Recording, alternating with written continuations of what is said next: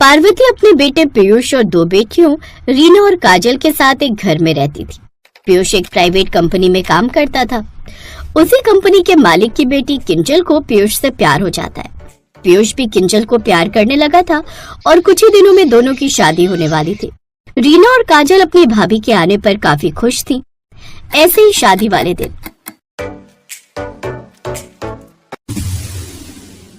ये लीजिए भाभी, हम आपके लिए ये मसाला डोसा लाए हैं। वहाँ डोसे के स्टॉल पर काफी भीड़ लगी थी। भैया ने बताया था कि आपको ये काफी पसंद है। हाँ खाइए ना भाभी। तुम्हारा दिमाग खराब हो गया है?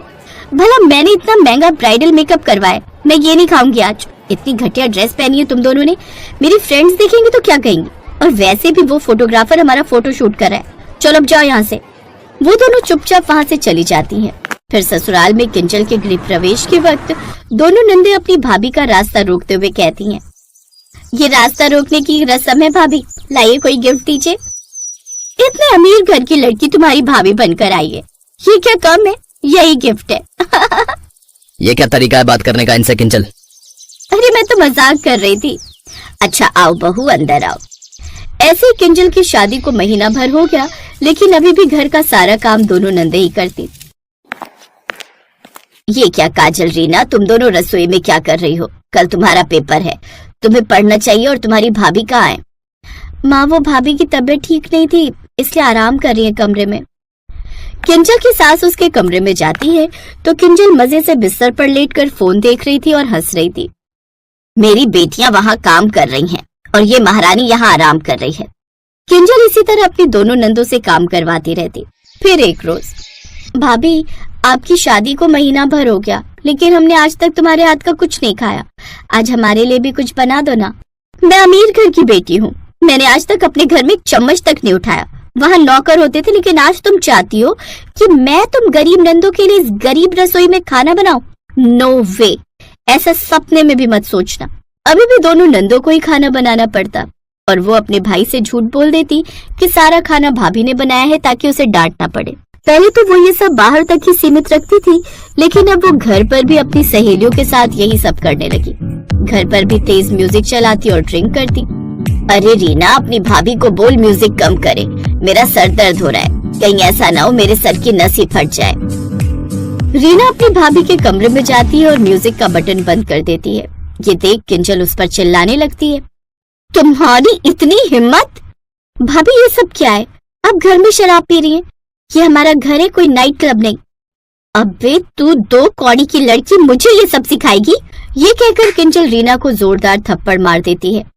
तुम गरीब इसी लायक हो, लेकिन हाँ एक बात ध्यान रहे, अपने भाई को ये सब बताना नहीं। अगर हमारे बीच झगड़ा हुआ और मैं उसे छोड़कर चली गई ना, तो वो पागल हो जाएगा मेरे बिना। रीना किसी को कुछ नहीं बताती। इसका फायदा उठाते हुए अब किंजल का अत्याचार अपनी नंदों पर और भी बढ़ने लगा। मुझे ये नहीं खाना, ये बेकार से दाल चावल।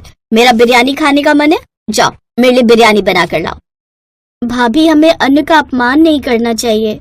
बहू ये क्या तरीका है अपनी नंदों से बात करने का? जो काम और फर्ज तुम्हारे इस घर में उसे ये दोनों कर रही हैं, फिर भी तुम इन्हीं को ये सब बोल रही हो। बुढ़िया तुम तो चुप ही रहो, वैसे भी तुम्हारा पैर कब्र में लटक रहा है। तुम सब की सब ना मेरा कुछ नहीं बिगाड़ सकती, क्योंकि तुम सबकी कमजोरी यानी कि पीयूष मेरे कब्जे में है। वो मुझसे बहुत प्यार करता है, जैसा मैं कहूंगी वो वैसा ही करेगा। तभी पीयूष वहाँ आ जाता है और किंजल को जोरदार थप्पड़ मारता है।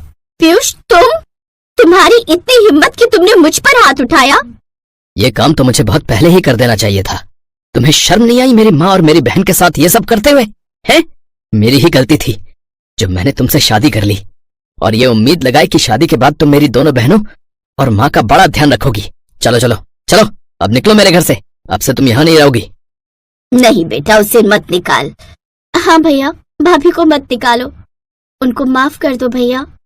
अपनी सास और दोनों नंदों की अच्छाई देख अब किंजल को अपनी गलती का एहसास होता है और वो रोते हुए उन सब से माफी मांगती है।